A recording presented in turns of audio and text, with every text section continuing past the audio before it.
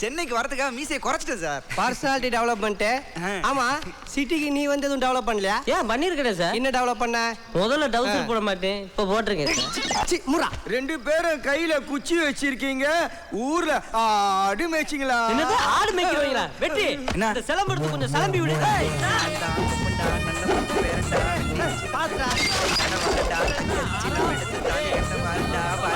குடிக்கிறதுக்கு கூட குட்டிக்காரன் அடிக்க வைக்கிறானே. ஓடுங்கடா ஓடுங்கடா.